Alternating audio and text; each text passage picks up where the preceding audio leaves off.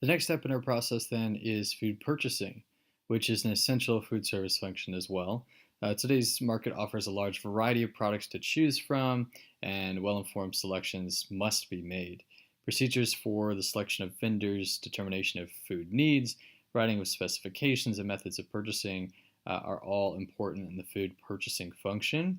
And you, of course, want to make sure this is a system, as we talked about before. In the context of purchasing, the term market has several meanings, and we'll discuss a bit about that.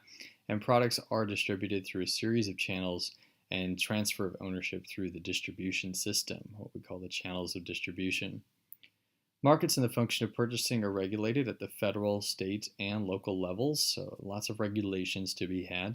A buyer is a member of the professional administrative team and is held to high standards of work performance and ethical behavior. So you want to make sure that you find a buyer, of course, who's not going to do any internal theft or take any particular items out of your restaurant or food service facility, and one who is going to be held very much accountable to get things done properly. When I was in Chicago at a $5 or $6 million a year revenue restaurant, we had a person who just solely bought the items, and another person who simply took items from the truck and put them away, so that we had kind of a checks and balance, and also so that it was a very safe and secure and trusted person. The structure of purchasing varies depending on the size and type of organization.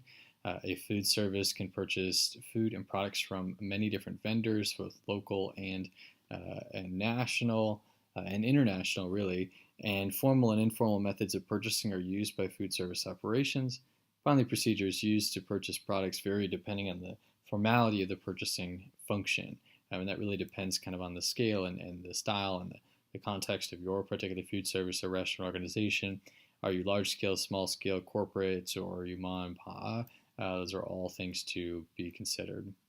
So purchasing, to define it, it's the process of securing the right product into a facility at the right time and in a form that meets pre-established standards for quantity, quality, and price.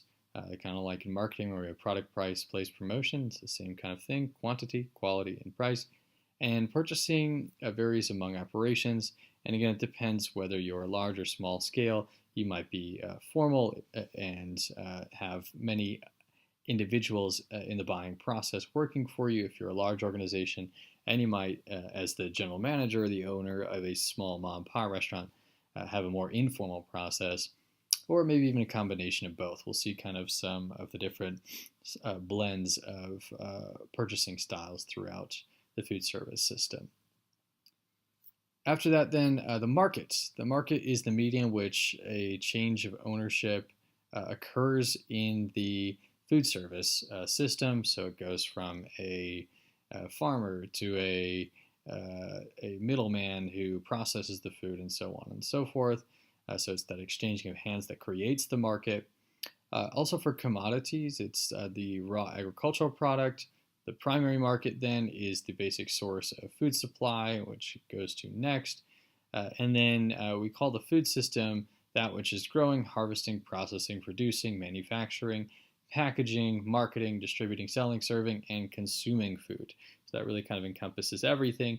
But the market, of course, can take many different terms depending on what we are talking about. So we could be talking about the agricultural market. We could be talking about the primary market where things are being put into the food supply. But the food system really encompasses everything. Distribution then, here we talk about a marketing channel, and this is the food processing and distribution system, beginning with a grower of raw food all the way to the final consumption at the table by the consumer. So that's how the distribution is or is broadly defined. But then as we look at how the process works from start to finish, in the food service industry, we're looking at agricultural, then processing, manufacturing, onto distribution, and finally restaurants. So the channels of distribution are really long and arduous, especially when we're in a corporate setting, rather than maybe a fine dining that might be more of a local supply. In that case, we'd really be knocking out many of these steps and going from agriculture straight to the restaurant. Now, it's important to consider that there are other individuals along the way which kind of fall in between the gray areas of these different categories. Those include intermediaries. The movement of products, which is through the distribution system, is guided through the work of these intermediaries or middlemen. And so these middlemen are conduits between, let's say, manufacturers and distributors, and also to consumers, depending on which way people are accessing their food. And they are brokers and manufacturers representatives that also are wholesalers who do not assume ownership of any goods, but whose responsibility is to bring buyers and sellers together. More middlemen there. Brokers serve as a sales representative for a manufacturer or a group of manufacturers. And then finally, manufacturers' representatives, which serve as a sales representative for a single manufacturer. So you might have a Tyson rep come directly to your store, and that would be a manufacturer's representative, whereas a broker or a broker and manufacturer representative or other middlemen might be working for an organization which takes in a lot of products, like, say, Reinhardt. Okay, then market conditions. Of course, we have government policy, as we noted before, at the federal and state level. So it's important to distinguish interstate and intrastate commerce. So interstate being between states. That primarily has to do with financial transactions of buying and selling goods between states, and that is exclusively regulated by the federal government. So any time that you have, even if your restaurant is located in the state of Wisconsin, and so is your distribution channel, if they are dealing with products like, let's say they're dealing with limes from Mexico, that's still going to be interstate commerce because that product is being moved across lines. And there are many legal ambiguities and gray lines within that realm. They've even found that, an individual who is growing and harvesting wheat on his own farm, by the act of him eating his own wheat, which he has harvested, that is considered interstate commerce because it's restricting the flow of goods to others in the interstate market, or what would otherwise be the interstate market. So food almost always is somehow considered interstate and very rarely considered simply intrastate or within the boundaries of a state.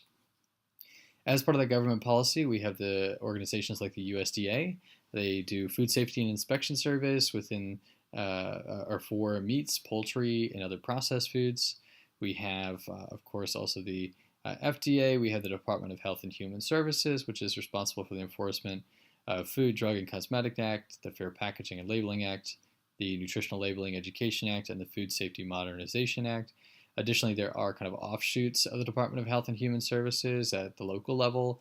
You might have a county representative or even a city representative, depending on the size of your organization, which would also have inspectors for restaurant facilities and other retail points.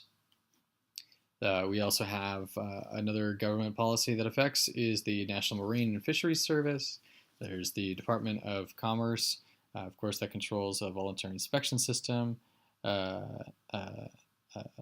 That is the National Marine and Fisheries Service is part of the Department of Commerce that controls a voluntary inspection system for fish products, and grade standards. Then after that, we have the U.S. Public Health Department. This is the agency concerned with the control of infections and contagious disease. Again, this is where most of your local reps are coming from, or are part of, or are trained from, that will check for, salmonella or otherwise in your tainted food products.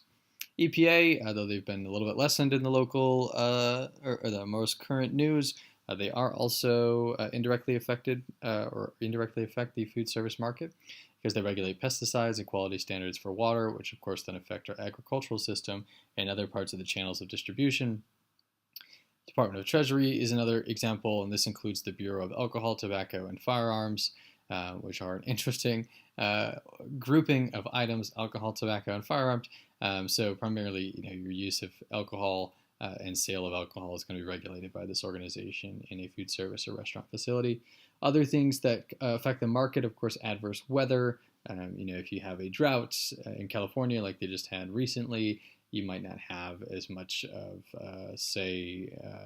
either wine grapes or also because of Salinas, any cabbage product or lettuce product that they would also have an abundance there. So you want to keep an eye on the adverse weather conditions.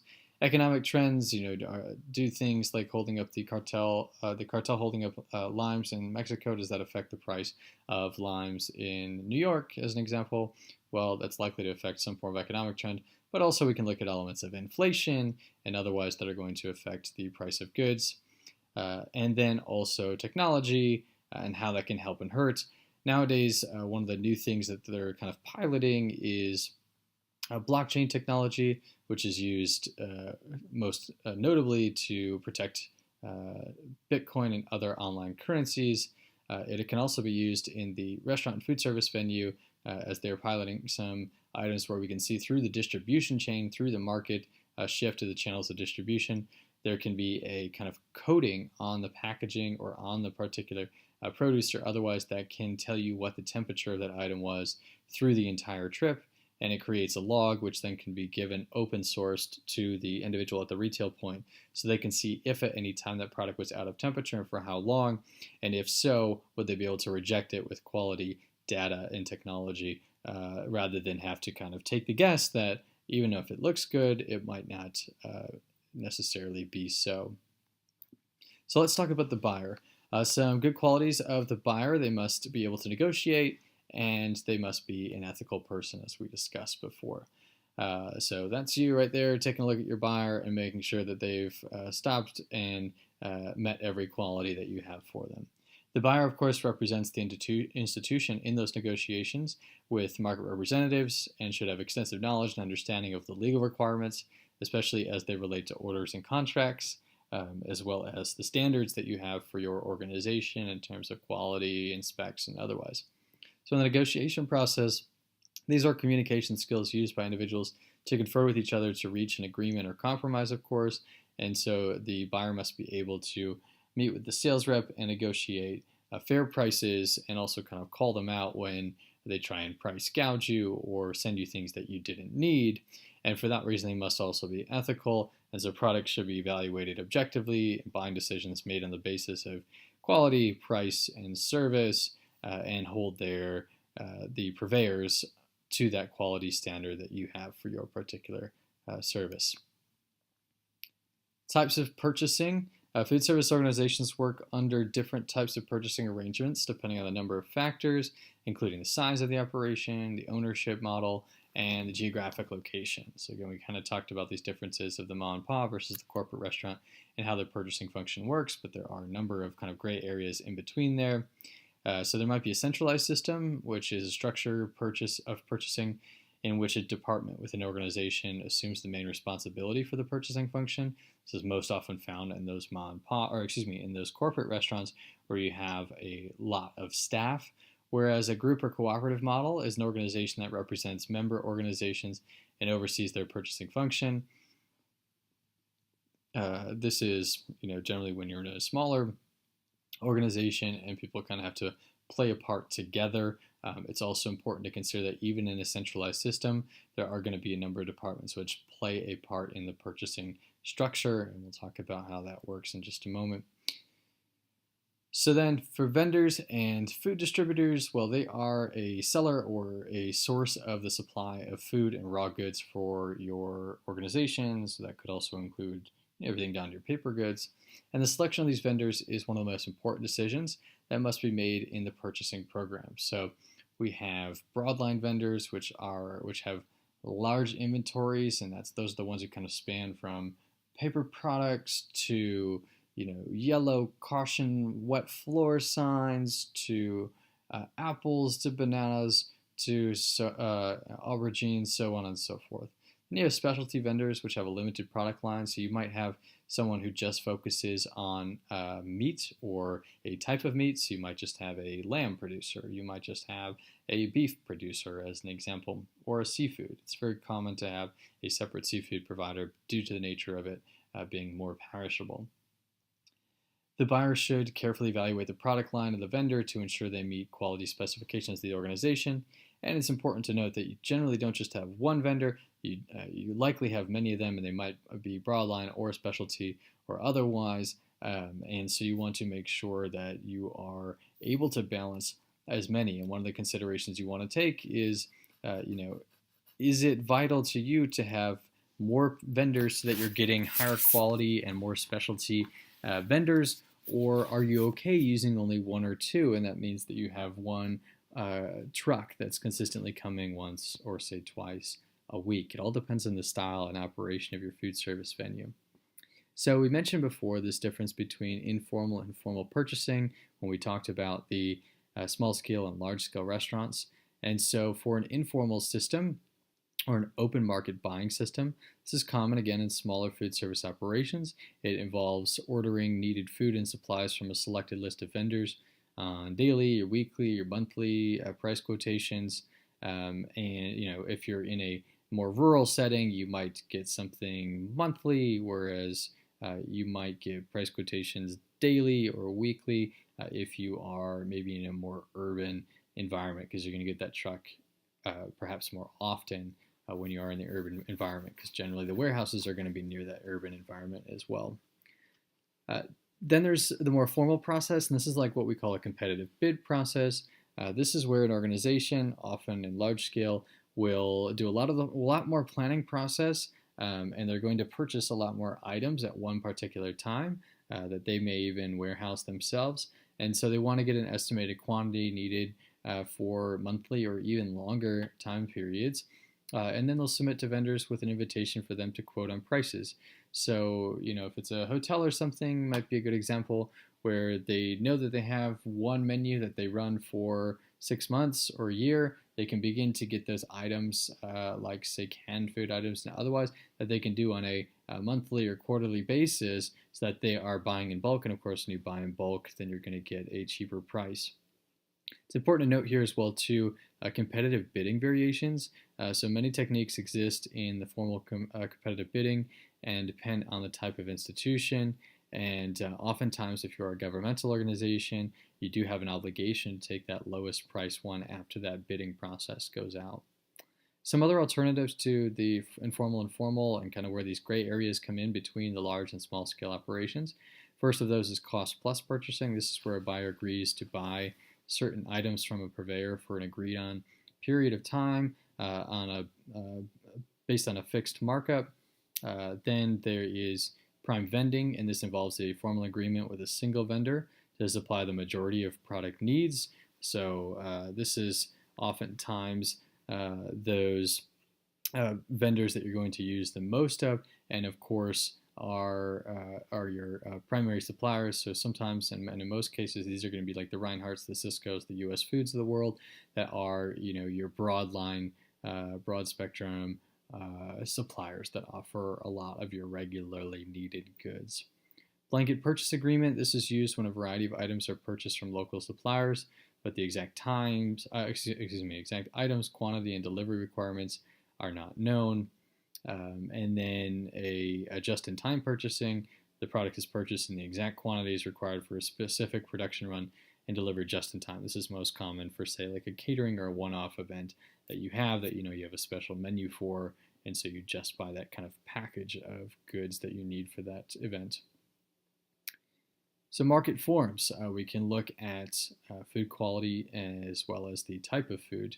So costs involved in purchase of and use of fresh or natural forms versus ready-to-eat foods are major factors to consider.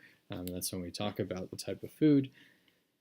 Whether it's pre-cooked or cooked when we're purchasing, that can make a very big difference. We can use the example of bacon. You can either buy that raw and cook it in-house, or you can buy it pre-cooked.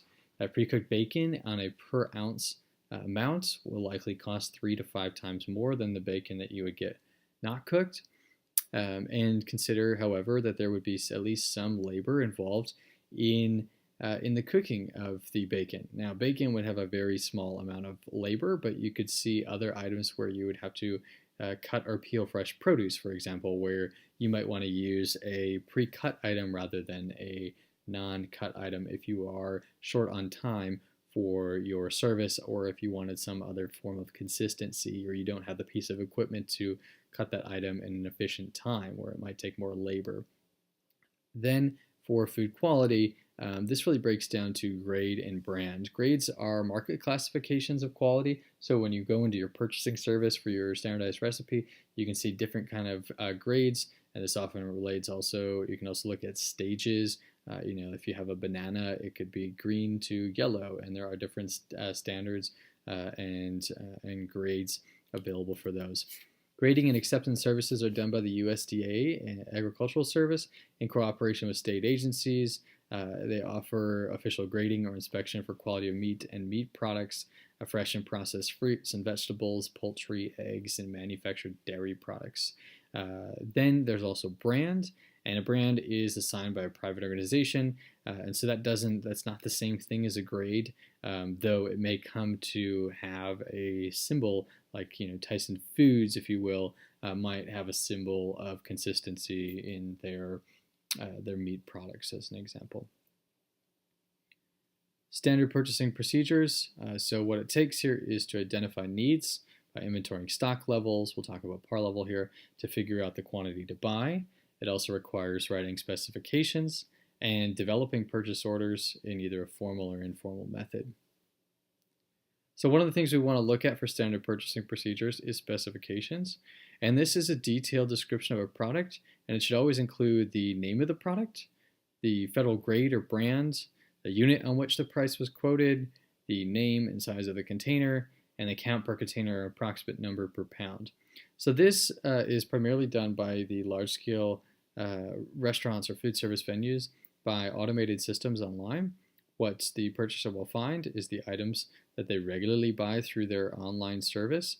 They'll take the information like the product number, the name, any of that other relevant information, a grading or all that information, and put it into an online service that they provide for their recipes, which then those recipes get printed for the production in the kitchen and so on and so forth. And all that information is already on there. They've already thought about the item and processed the item that they want. Like when we were talking about the recipes earlier, it includes a product ID number to some form so that they know exactly the item that they're going to purchase every time to create consistency, right? So all that information is going to be then logged in here. And so you can see how this process is a bit arduous and it takes time. Changing the menu day in and day out is not very effective to this model, but it's also not effective to a consistency in both the results of the product as well as the profit that comes from that product. You can have a lot more variability in both of those things when you don't use a system like what you have for the specifications here. So it really, again, depends on the size and scope of your restaurant or food service facility. Then after, we'll look at par level, and this is a minimum and maximum stock level that must be established depending on your kind of weekly or daily needs. And so when we're talking about production schedules, this is really where this is really behind that, and how we make sure that we have enough food in-house to produce those items that we need for the particular day.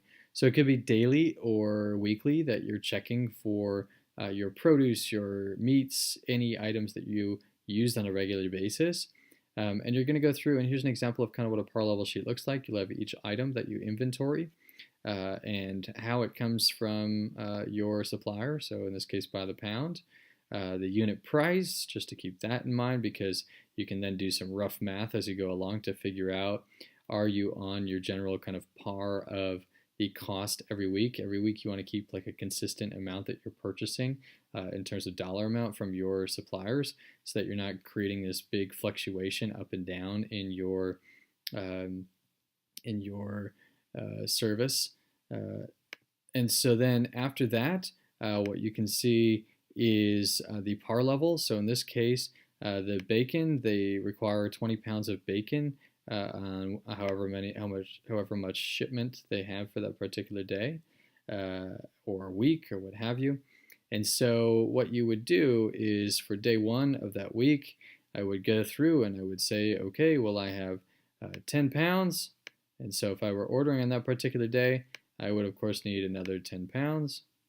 But on the next day where you're ordering the truck, so in this case there might be 4 days where you get the truck, you might now have 13, and so you'll only need 7, and so on and so forth, and you do each of those particular items. Now it all depends on how you get your food purchased and received in-house. So you might have a separate form for each of your purveyors. You might have only one form because you're doing all of them once a week, but you definitely want to make sure you set up that system so that it makes it nice and easy and efficient. Of course, for those using bid requests, you would provide a vendor with an opportunity to submit the bids. And in most instances, again, the public purchasing requires that you be the lowest, that you take the lowest responsible bidder, and you'd fill out something similar to this, where you'd figure out your par level and create kind of a mock invoice that you're going to send to them for what you are requesting, and they'll send back to you a potential invoice with the amount that it would cost. And here's kind of what a purchase order would look like, which is very similar to that document just mentioned. This is for a requisition. So the purchase order specs are all included on here for each item and needed for the bid period. And the quality specifications are noted, and the required date of delivery is noted as well, so that you can give this purchase order to one of your purveyors, and you can get a quote for how much that particular item will cost. But if you had all that relevant information from a previous purchase, you'd be able to kind of get your rough estimate of what it's going to cost you, so that you can, again, have that ethical and a negotiable mindset of a purchaser to be able to go into the negotiation and get the best price on offer. So that's an overview of the food purchasing function. I hope you've enjoyed this video. If you have any questions, feel free to let me know. Otherwise, best of luck on your activities.